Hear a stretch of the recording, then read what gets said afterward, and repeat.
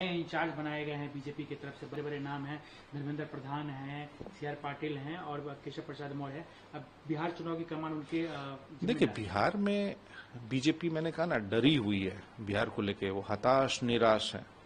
अगर इनको जो योजनाओं की घोषणा करनी थी या जो प्रभारी का आपने कहा पहले करते हैं ना, ये एक सिनिस्टर डिजाइन के तहत बिहार पे बीजेपी कब्जा करना चाहती है, नीतीश कुमार जी की पार्टी को हथियाना चाहती है।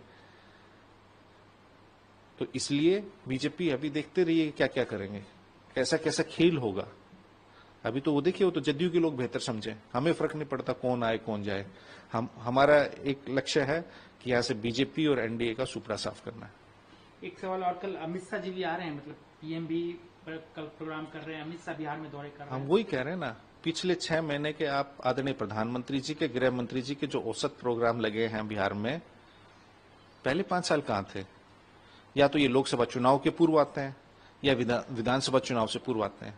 लेकिन बिहार की जो मांग है, विशेष राज्य का दर्जा, विशेष पैकेज, बड़े बड़े प्रोजेक्ट्स, वो तो आप नहीं देते। बिहार को आप मेगा टेक्सटाइल पार्क नहीं देते, वो तो देंगे आप और अन्य जगह, गुजरात में देंगे।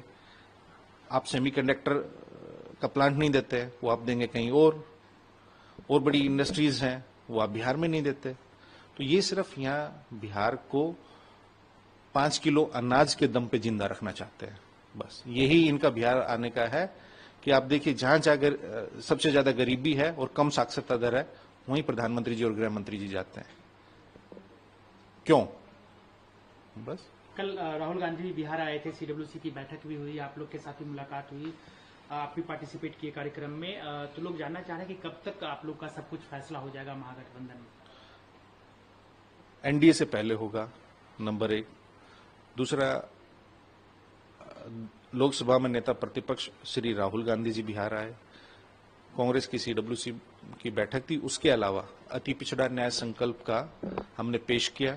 20 साल की सरकार में जो अति पिछड़ों पे अत्याचार हुआ है, उनके साथ भेदभाव हुआ है, उनके हक और अधिकार की जो चोरी हुई है, उसी संदर्भ में हमने अपना एक कल्याणकारी और अति पिछड़ों के उत्थान, उन्नति और बेहतरी के लिए अति पिछड़ा न्याय संकल्प पेश किया। उसमें सब लोग थे, तेजस्वी जी थे, खड़गे जी थे, हमारे जो अन्य घटक दल है उनके लोग भी थे। ऑल इज वेल इन महागठबंधन? लोग जानना चाह रहे हैं कि ऐसा तो नहीं कि कुछ गड़बड़ है, लेट लतीफे की लोग पूछ रहे हैं। All is well, everything is fantastic, nothing to worry about it, they should think about themselves. आजकल आप बहुत चर्चे में हैं, रोहिणी जी का ट्वीट आया, उसके बाद आप पूरे देश में चर्चा का विषय बन गया कि कौन है संजय यादव। मतलब हम जानना चाहते हैं कि क्यों मतलब आपके लिए ट्वीट आया और क्या मसला क्या है? नहीं, देखिए, मसला तो आप लोग खड़ा करते हैं। रोहिणी दीदी ने जिस संदर्भ में कहा, वो संदर्भ हम सब ने समझा। उसको आउट ऑफ प्रोपोर्शन आप लोग पेश करते हैं। राष्ट्रीय जनता दल जो हमारी पार्टी है, वो एकजुट है।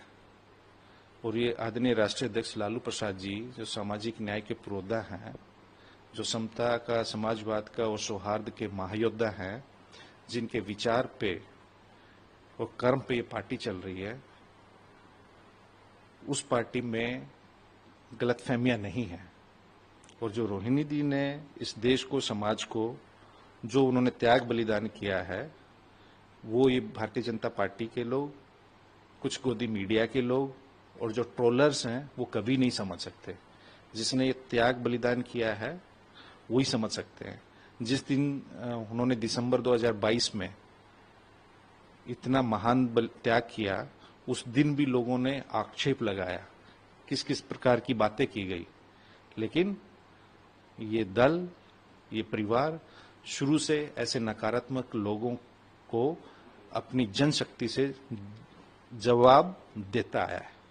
और चुनाव के मुहाने पे खड़े होके जो लोग, ये विकृत मानसिकता के लोग हैं, जो ये भ्रम फैलाना चाहते हैं, उनको कोई फायदा नहीं होगा। राष्ट्रीय जनता दल एकजुट है, पार्टी एकजुट है, परिवार एकजुट है, और सब लोग एक ही लक्ष्य है बीजेपी को हराने से और ये 20 साल की खटारा सरकार को उखाड़ फेंकने के उद्देश्य के साथ काम कर रहे हैं।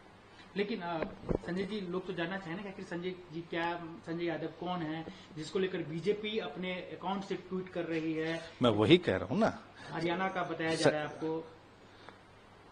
संजय यादव राष्ट्रीय जनता दल का एक अदना सा समर्पित कार्यकर्ता है, जिन्हें राष्ट्रीय अध्यक्ष जी ने एक जिम्मेवारी सौंपी हुई है, जो अन्य कार्यकर्ताओं को भी सौंपी हुई है।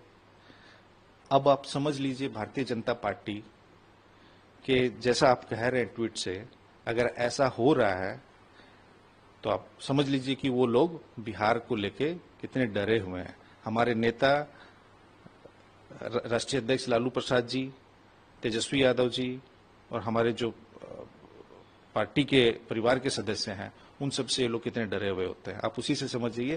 क्योंकि ये डरे हुए हैं तो ये लोग भ्रम पैदा करना चाहते हैं।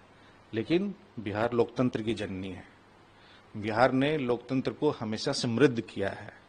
भारतीय जनता पार्टी के लोग तो चुनाव आयोग के माध्यम से तो लोकतंत्र को, जनतंत्र को खत्म करना चाहते हैं। बिहार ऐसा नहीं होने देगा।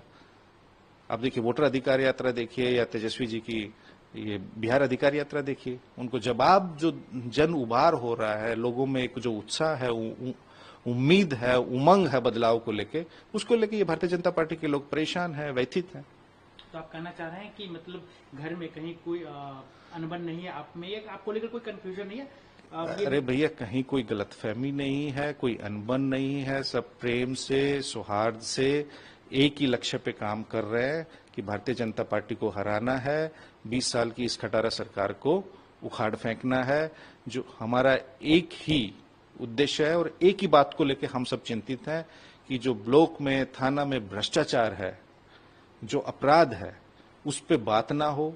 बेरोजगारी पे, गरीबी पे, महंगाई पे, बिहार के पिछड़ेपन पे, बिहार में प्रति व्यक्ति जो आय देश में सबसे कम है, इन सब ज्वलंत मुद्दों पे, जो जनहित के मुद्दे हैं, उन पे बात ना हो। इसलिए जनहित के बजाय व्यक्तिगत मुद्दों पे ये भारतीय जनता पार्टी के लोग ले जाना चाहते हैं। लेकिन मैंने कहा ना कि बिहार के लोग जितने जागृत है वो कहीं भी नहीं है। तो ये भारतीय जनता पार्टी, बिहार एक ऐसा प्रदेश है जहां इनका मुख्यमंत्री नहीं बना है बीजेपी का, तो इसलिए ये साम दाम दंड भेद सारे तिगड़म करेंगे। आप ही ने कहा कि अब चुनाव के मुहाने पे ये 10-10 हजार रुपए बांट रहे हैं, 3-3 प्रभारी बदल रहे हैं, तो आप उसी से समझ लीजिए ना कि ये लोग कितने चिंतित हैं बिहार को लेकर।